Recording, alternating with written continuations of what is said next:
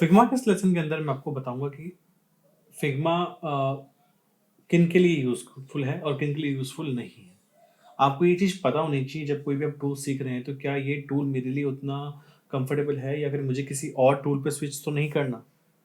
बहुत सारे स्टूडेंट के मन में माइंड रहता है कि सर हम तो यूएक्स डिजाइनर हैं और फिग्मा इज मोर लाइक कि वो एक यूआई पे फोकस टूल है, तो क्या ये हमारे लिए यूजफुल रहेगा या फिर हमें मायरो पे या फिर इनविजन पे डिफरेंट टूल्स पे जाना है। तो ये लेसन उनके लिए है। तो देखिए फिग्मा पे आप ऐसी बात नहीं है कि केवल आप यूआई ही कर सकते हैं, आप बहुत सारा अच्छा यूएक्स कर सकते हैं। जैसे कि मैंने आपको बताया कि फिगजैम पूरा डेडिकेटली टूल है जिसमें कि आप अपनी सारी जो भी वायर फ्रेमिंग करनी है, आपको मूड बोर्डिंग करनी है, आपको टेस्टिंग करनी है, आपको क्लाइंट के साथ डिस्कशन करना है, मीटिंग करनी है, आपको आपकी टीम के साथ इंटरनल डिस्कशन करना है, जो भी काम करना है वो सब कुछ आपको पूरा वाइट स्पेस दिया जाएगा, वाइट स्पेस वे मिलेगा। वहाँ पर अपना सारा डिस्कशन कर सकते हैं, सारे मॉडिफिकेशंस कर सकते हैं। क्योंकि बहुत बार हमें ब्रेनस्टॉर्म करना होता है रियल टाइम पे, ठीक है। अब ब्रेनस्टॉर्म करने में ऐसा तो होगा नहीं कि एक या दो लोग हैं, बहुत सारे मल्टीपल लोग होंगे जो सब लोग मिलजुल के आपस में ब्रेनस्टॉर्म करेंगे।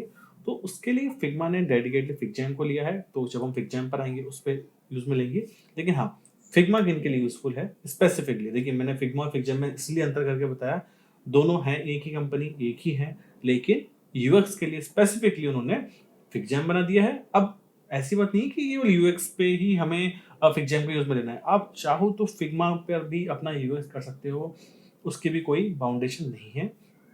जैसे सपोज कि आपको वायर फ्रेमिंग करनी है, लो फर्टिलिटी करनी है, हाई करनी है, आपको इमेज वाइज करनी है, सब कुछ काम आप फिग्मा में भी कर सकते हैं, वो मैं आपको करके भी बताऊंगा, ठीक है। बट फिग्मा पे आप वेबसाइट बना रहे हैं, आप एप्लीकेशन बना रहे हैं, आपको एडवर्टीजमेंट बनाना है, आपको बैनर बनाना है, आपको सोशल मीडिया की पोस्ट बनानी है, आपको लेटर हेड पे कुछ डिजाइन करना है, जो हम करते थे ना, जो इलिस्ट्रेटर पे काम करते थे, एडोब इलिस्ट्रेटर पे हमको विजिटिंग कार्ड बनाना है, मतलब आपको वेक्टर वाले जो काम करना है वो आप सारे कर सकते हैं। लेकिन आपको सपोज किसी फोटो में आपको एडिटिंग करनी है, आपको फोटो में स्लाइसिंग करनी, कटिंग करनी, वो आप नहीं कर पाएंगे, उसके लिए फोटोशॉप ही है।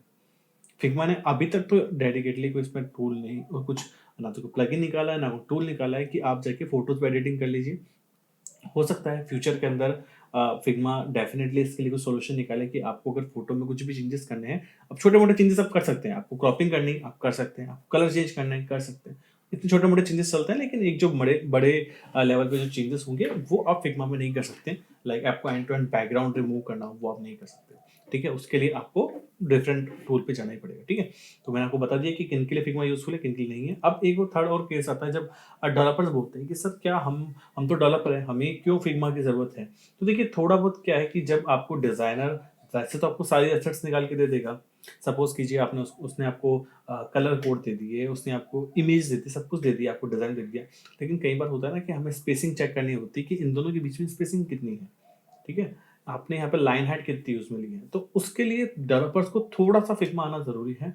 उन्हें ये पता होना चाहिए कि अच्छा किसी चीज को अनग्रुप कैसे करते हैं, अगर मैं इस पर क्लिक करूँ तो मुझे इसकी स्टाइल कहाँ पर देखने को मिलेगी। देखिए फिग्मा ने केवल जो टूल बनाया वो यही सोच के नहीं बनाया कि ये टूल केवल मेरे डिजाइनर यूआई डिजाइनर यूज में लेंगे, नहीं, वो डेवलपर भी यूज लेगा। कैसे, आपने कोई भी स्टाइल क्रिएट करी है तो सॉरी, डेवलपर को वो स्टाइल लिखने की जरूरत नहीं है, फिग्मा ने वो स्टाइल जो उनका कोडिंग व्यू होता है उसमें वो दे रखी है, वो सिंपली वहां से जाके कॉपी पेस्ट कर सकते हैं।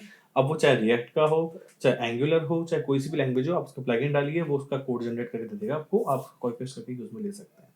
वो चीज फिग्मा की बहुत अच्छी है। अच्छा, साथ ही में कोर्स के अंदर मैं आपको ये भी बताना चाहूंगा कि अगर बाई चांस आपको लगे कि मेरे बोलने की स्पीड थोड़ी ज़्यादा है, तो आपको वहाँ पर सेटिंग्स में ऑप्शन मिल जाएगा, आप वहाँ पे जाके स्लो कर सकते हैं। क्योंकि कई बार हो जाता है कि लोगों की कई बार दिक्कत आती है कि हमें थोड़ा, आप थोड़ा फास्ट बोल रहे थोड़ा स्लो कीजिए, तो स्लो करने का तरीका वही वाला है, ठीक है। तो ये एक बेसिक नॉलेज थी जो आपको डिफरेंशिएट करेगी कि क्या हमें फिग्मा टूल यूज में लेना है या नहीं लेना है, ठीक है। Thanks for watching. कोई भी कंफ्यूजन हो, डाउट हो, कमेंट बॉक्स में पूछिए, मैं आपकी हेल्प करने की पूरी कोशिश करूँगा।